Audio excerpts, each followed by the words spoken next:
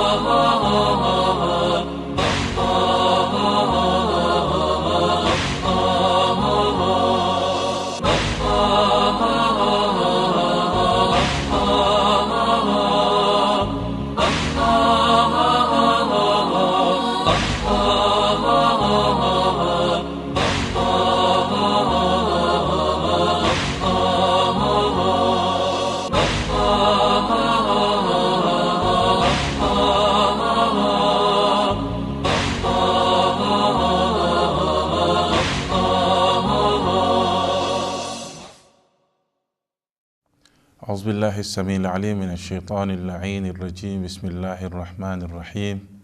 الحمد لله رب العالمين، ثم الصلاة والسلام على أشرف المرسلين حبيبي وحبيبي إله العالمين أبي القاسم المصطفى محمد وعلى آل بيته الطيبين الطاهرين وصحبه المنتجبين. Mes chers frères et sœurs, assalamu alaikum wa rahmatullahi ta'ala wa barakatuh. Nous sommes dans le cadre du dogme islamique, l'enseignement du dogme islamique, mes chers frères et sœurs. Mais il est important, avant de commencer, que nous puissions essayer de vous expliquer un peu ce qu'il s'agit réellement de ce sujet. Le dogme islamique, tantôt est appelé Al-Aqaïd al-Islamiyya et tantôt est appelé quelque part comme étant bien Al-Kalam al-Islami. Donc en réalité, cela veut dire que le dogme se porte sur la croyance de l'être humain, l'idéologie de l'être humain, et cette théologie qu'on appelle couramment dans notre langage du jour. Donc cette théologie, elle existe dans toute une religion, et vous verrez la théologie chrétienne, la théologie judaïsme, confession. Mais en réalité, ici, nous voulons parler, mes chers frères et sœurs, de la théologie islamique. Lorsque vous allez essayer de parler de la théologie islamique, la nécessité de ce sujet, il faudrait vraiment que nous puissions comprendre pourquoi alors nous avons choisi la théologie islamique et se retrouver devant vous et vous expliquer réellement ce qu'il s'agit de ce sujet. Vous voyez, l'islam est composé de deux éléments. Le premier élément, c'est-à-dire que la croyance de base de la religion et aussi la ramification de la religion. La croyance de base de la religion, c'est ce qui est expliqué quelque part comme étant bien la théologie islamique. Donc on parle de la religion, on parle de Dieu, on parle de la prophétie et on parle réellement aussi de l'imamat lorsqu'on veut rentrer dans le cadre du chiisme, et on parle aussi de la résurrection et la justice divine, etc. Mais ici, Inch'Allah, mes chers frères et sœurs, lorsque vous avez ces éléments, vous comprenez bien votre idéologie, et votre dogme, votre théologie à un niveau aussi très élevé, cela a une influence sur la ramification. Si vous avez une bonne idéologie composée de Tawhid, on va parler de l'unicité, composée de la prophétie du prophète Mohammed sallallahu alayhi wa sallam et de l'imama et autre chose, si on veut parler de notre clan chiite. Et de l'autre côté, nous avons cette école, effectivement, école sunnite, qui ont comme principe de base, comme la croyance, l'unicité de Dieu, la prophétie et la résurrection. Mes chers frères et sœurs, si vous avez une bonne théologie, si on peut s'exprimer ainsi, un niveau élevé de la théologie, cela peut avoir des influences sur la prière que vous faites chaque jour. Cela peut avoir une influence directe sur le jeûne et les autres ramifications de la religion. Donc c'est pour cette raison, mes chers frères et sœurs, nous trouvons nécessaire que chaque musulman doit s'intéresser à ce sujet s'agissant réellement et effectivement du dogme islamique. Ici, avant de commencer ce dogme islamique, mes chers frères et sœurs, comme étant bien des enseignements, nous allons commencer d'abord par définir réellement ce qui est la religion. Parce que lorsqu'on parle du dogme islamique, cela veut dire que l'islam est d'abord religion avant de parler du dogme. Cette religion-là, comment est expliquée, est définie par les savants de nos jours, et aussi des savants musulmans que des savants non musulmans, et nous allons essayer de vous parler de cet élément. Le deuxième élément essentiel, c'est que nous allons essayer de vous parler aussi des principes de base, les fondements de la religion, les fondements de la croyance. Lorsque vous avez ces fondements, ces croyances peuvent avoir des influences positives sur tout ce que vous faites ou les pratiques religieuses. Donc c'est pour cette raison que mes chers frères et sœurs, que nous allons commencer par d'abord parler de la religion. Parlant de la religion, lorsque vous regardez par définition, lorsque vous prenez le dictionnaire, din est expliqué ainsi comme étant bien la rétribution. La rétribution qui est exprimée, mes chers frères et sœurs, en arabe étant bien al-jaza. Donc lorsque vous avez ça, le Coran nous dit « Huwa alladhi arsala rasulahu bil huda wa din al-haq ». Vous voyez, ou soit quelque part, lorsqu'on veut parler de jaza, le Coran nous dit « Malik yawmiddin ». Il est le maître du jour de la rétribution. Vous voyez? Donc, en quelque part, le mot din est exprimé dans le Saint-Coran comme étant la rétribution. Il y a aussi d'autres encore, lorsqu'on parle, la religion aussi a été révélée, din que nous voulons parler, a été aussi parlé, relaté dans le Saint-Coran comme étant bien des lois canoniques que le Coran est venu nous enseigner, pas seulement le Coran, mais plutôt les prophètes et les livres célestes. Donc, le Coran nous dit ceci, « Huwa alladhi arsala rasulahu bil huda wa din al-haq ». Din al-haq, c'est lui qui a envoyé son prophète avec la guidance et la bonne religion. La bonne religion composée des lois canoniques qui puissent gérer la vie de l'être humain. Quelque part aussi, vous verrez avec nous dans le Saint-Coran que le Coran aussi, lorsqu'il parle de din, il dit aussi din aussi étant bien comme étant une soumission. At-ta'a. Vous voyez? Donc ici, le Coran dit « Da'awullah mukhlisina lahu din ». Ils ont adoré Allah subhanahu wa ta'ala avec une pure sincérité dans la soumission à Allah subhanahu wa ta'ala. Donc, il est important, mes chers frères et sœurs, lorsqu'on parle de din dans le Saint-Coran, il y a plusieurs sens. Mais ici, lorsqu'on parle de din, nous avons un sens unique lorsqu'on veut parler des lois qui puissent gérer la vie de l'être humain. Vous voyez? Donc, c'est pour cette raison, lorsque vous allez suivre le terme, la terminologie de din, quand on veut parler de la religion, nous avons deux versions. Nous allons comprendre en deux volets. Le premier volet, c'est que ces spécialistes ont dit de façon générale que le din aussi, en réalité, c'est l'ensemble des lois qui puissent gérer la vie d'une communauté. Lorsque vous croyez en ces lois-là, et c'est ce qui est exprimé quelque part comme étant bien din. Mais ici, ça c'est de façon générale, on veut parler de din, sans tenir compte des din, des religions qui ont été révélées au prophète Mohammed sallallahu alayhi wa sallam ou d'autres prophètes qui l'ont précédé, et aussi des religions non célestes et des religions qui n'ont pas été révélées par Allah subhanahu wa ta'ala.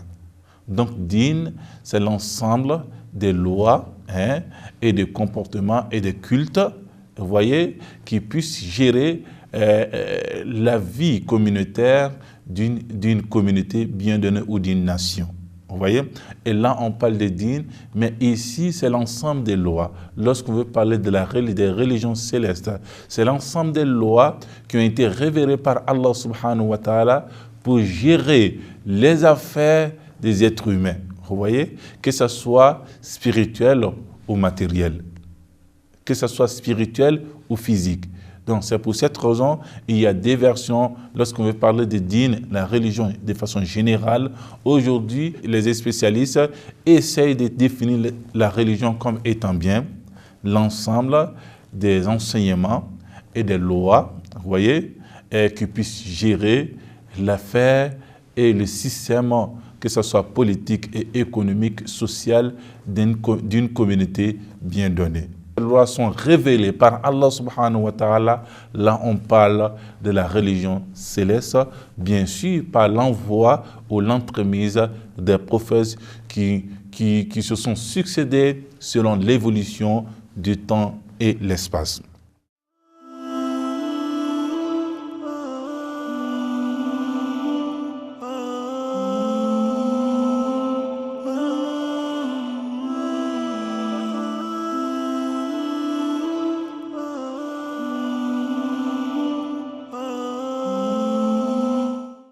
Donc c'est pour cette raison, mes chers frères et sœurs, il est important que nous puissions comprendre que ce que nous voulons parler en réalité des dînes. Lorsqu'on parle de la religion, l'islam étant bien une religion est composée de plusieurs éléments. Le premier élément, c'est que l'islam est composé des lois qu'on appelle des interdits et des recommandations. L'islam effectivement aussi est composé des pratiques. Une idéologie d'abord, en premier lieu, et des pratiques religieuses qu'on appelle les recommandations et les interdits. Il y a aussi le côté éthique de la religion musulmane. Vous voyez? Donc, en quelques mots, nous voulons essayer de vous dire que l'islam, c'est cette relation verticale et horizontale. Vous voyez, la relation entre nous et Allah subhanahu wa ta'ala, et la relation entre nous et l'environnement, la relation entre nous, l'individu qui est en face de nous, la relation entre nous et nous-mêmes en tant qu'une personne. Vous voyez? Donc c'est pour cette raison, ces trois éléments, et ce sont trois éléments qui composent en réalité la religion. Lorsque vous avez la religion en tant que ayant ces trois éléments, je vais parler de l'idéologie, aussi je vais parler effectivement des lois et les recommandations d'Allah subhanahu et ses interdits, et je vais parler effectivement de l'éthique. Donc en réalité, lorsqu'on veut parler de la religion, lorsqu'on veut parler des principes de base et l'éthique en réalité, l'éthique est plus large de ce terme-là. Lorsqu'on veut parler, on parle en ligne de compte, où je vais parler de l'éthique morale d'une société bien donnée. Je vais dire que chaque société a une éthique, une mœurs précise. Vous voyez? Donc c'est pour cette raison l'islam. Lorsque l'islam nous amène la religion et qui est composée de ces éléments, l'idéologie, nous avons en deuxième lieu effectivement les lois pratiques, et nous avons aussi l'éthique. Lorsque l'islam nous apporte ces éléments, l'éthique que nous avons qui ne s'oppose pas à la religion musulmane, à la religion de façon générale, l'islam l'appuie. Je vais parler de l'islam du terme large ou de façon générale, l'islam, la religion d'Allah subhanahu wa ta'ala. Donc l'islam, effectivement, ne se limite pas seulement aux bonnes mœurs que le Coran nous enseigne. L'islam aussi vient appuyer effectivement des bonnes mœurs qui gèrent une société, mais à condition que ces mœurs et ces éthiques ne s'opposent pas aux enseignements islamiques. Donc, en réalité, c'est ce qui veut dire réellement ad-din que lorsqu'on veut parler de la religion.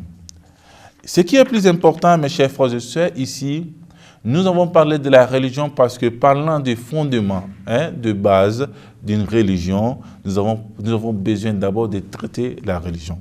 Nous avons compris que la religion, que nous allons parler ici, c'est l'ensemble des lois et d'éthiques, des recommandations et des mœurs que le Coran ou le prophète Mohammed sallallahu alayhi wa sallam et sa famille nous enseignent. Donc en réalité, cela nous fait revenir à notre sujet qui est le dogme islamique. Ce dogme islamique est basé sur les principes de base de la religion. Non, on parle réellement des usul-din, les principes de base de la religion. Usul-din, lorsque vous regardez ce mot usul, c'est un nom qu'on appelle le singulier de ce nom, c'est un pluriel de ce nom, le singulier est asl, donc le pluriel est usul en arabe, qui veut dire le fondement, la source, mais quelque part est exprimé, ici on peut l'exprimer aussi comme étant bien la vérité ou le vrai à l'opposé du mensonge. Donc lorsqu'on veut parler des usul-din, nous avons parlé de la religion. La religion, vous avez compris que la religion, c'est l'ensemble des lois qui ont été révélées par Allah subhanahu wa ta'ala pour gérer les affaires des êtres humains et cette loi peut être composée de 3 éléments. Le premier élément, nous avons dit, c'est le dogme, la croyance en Dieu, la croyance à la prophétie, au Coran, etc. Le deuxième élément, le contenu du Coran, ça veut dire les recommandations et les interdits d'Allah subhanahu wa ta'ala. Et troisièmement, les enseignements qui se trouvent dans les hadiths et la tradition de la famille du prophète, que la paix d'Allah subhanahu wa ta'ala soit sur eux, qui nous enseigne alors les éthiques et les mœurs islamiques. Donc, nous en sommes arrivés à Usul et nous allons essayer de composer ces éléments. Donc, on se retrouve avec Usul Din, les principes de base de la religion.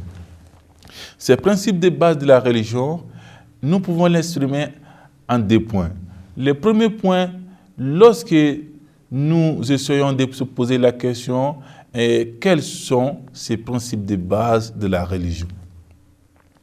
On répond en 2 volets. Le premier point, c'est que les principes de base de la religion, c'est l'ensemble des croyances, de l'idéologie. Lorsque l'être humain a ces idéologies, il est appelé musulman. Vous voyez? Donc, en réalité, on parle des principes de base de la religion lorsqu'on parle de l'unicité de Dieu et l'existence de Dieu. L'existence de Dieu et son unicité, lorsqu'on parle de la prophétie du prophète Muhammad sallallahu alayhi wa sallam, lorsque aussi on parle de la résurrection. Lorsque vous avez ces éléments, vous acceptez et vous croyez à ces éléments-là, à ces points, vous êtes appelé tout de suite musulman. Vous voyez?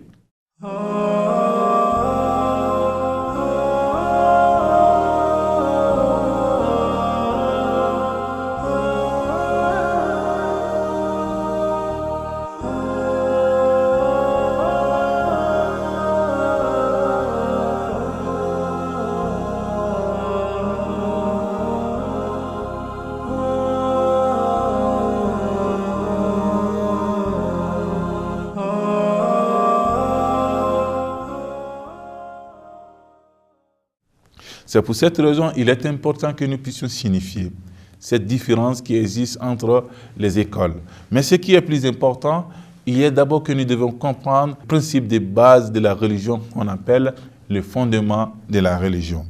Donc ça, c'est le premier point. Mais il est important aussi que nous pouvons comprendre que nous puissions comprendre que ces éléments-là doivent se résumer en 2 points. Le premier point, c'est que le fait de croire, au principe de base de la faites-vous musulmans.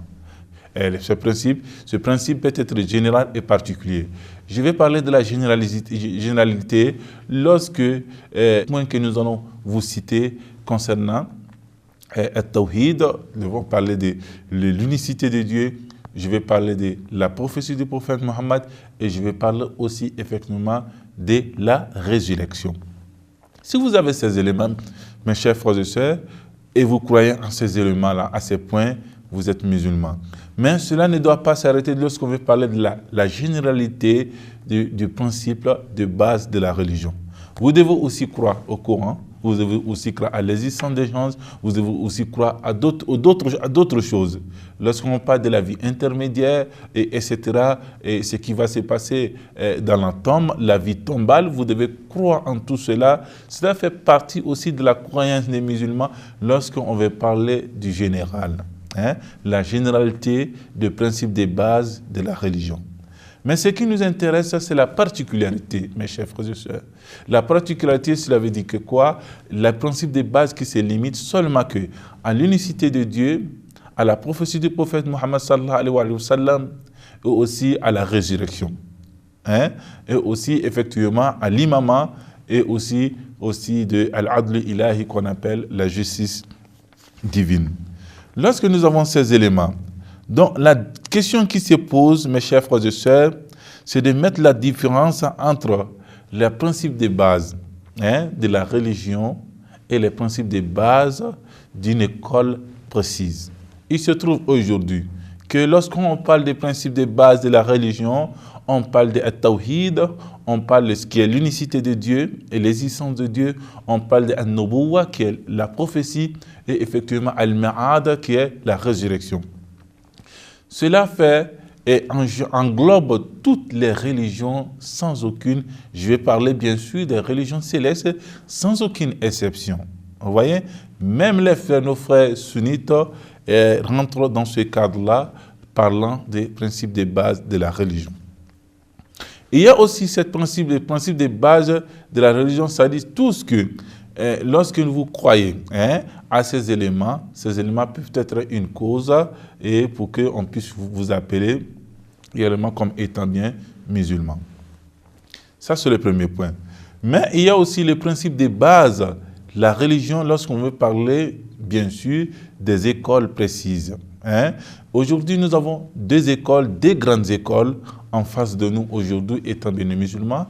Il y a l'école sunnite, il y a aussi l'école chiite.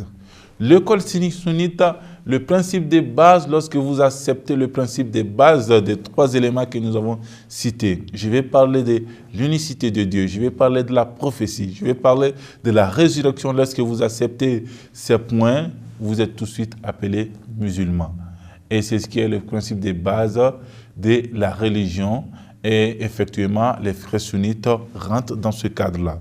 Mais lorsqu'on veut parler des écoles, les écoles, principe de base, les enseignements des écoles, et vous allez trouver que l'imamat, c'est-à-dire que la succession, l'imamat et la justice divine s'ajustent sur les principes de base, les trois principes de base que nous avons parlé. Et effectivement, lorsqu'on veut parler, mes chers frères et sœurs, de l'école chiite et l'école des Ahlul Bayt. L'école des Ahlul Bayt essaye de dire que le principe de base, il y a 5. Il y a l'existence de Dieu, la prophétie du prophète Mohammed sallallahu alayhi wa sallam. Il y a aussi l'imamat, comme on appelle l'imama. Et effectivement, il y a aussi la résurrection et la justice divine. Donc voilà comment nous pouvons partager. Mais lorsque vous n'acceptez pas l'imamat et la justice divine, vous n'êtes pas chiite, vous n'appartenez pas à l'école Ahlul Bayt. Mais vous êtes musulman, vous appartenez à l'école sunnite et les frères sunnites que avec qui nous vivons aujourd'hui, qui représentent aussi une bonne partie, effectivement, des musulmans. Donc, en réalité, il y a cette discussion qui s'est élevée. En réalité, le principe de base de la religion. Il y a combien de principes de base de la religion? Il y a eu un lieu de discussion entre les musulmans, les savants sur ce sujet. Mais je vais essayer de vous évoquer 2 points. Le premier point, c'est qu'on parle de Cheikh Sadouk. Cheikh Sadouk étant bien un savant chiite, il a essayé de limiter les principes de base de la religion en 3 points. Il parle de At-Tawhid, l'unicité de Dieu, et il parle aussi de la prophétie, et il parle aussi effectivement de l'imama. Vous voyez? Donc lui, avec ses propres richesses, bien sûr, de se limiter à ces 3 points.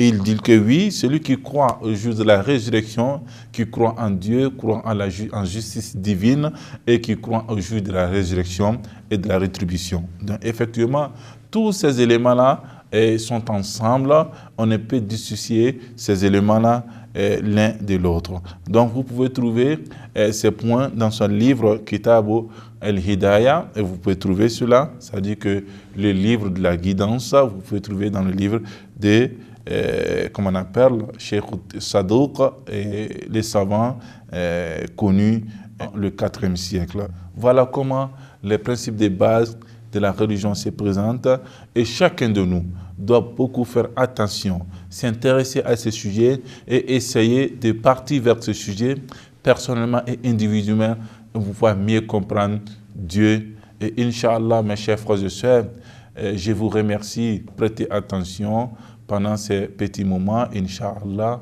et nous allons essayer de suivre ces leçons et ces enseignements, Inch'Allah, et restez, Inch'Allah, avec nous pour des prochains épisodes. Wassalamu alaikum wa rahmatullahi ta'ala wa barakatuh.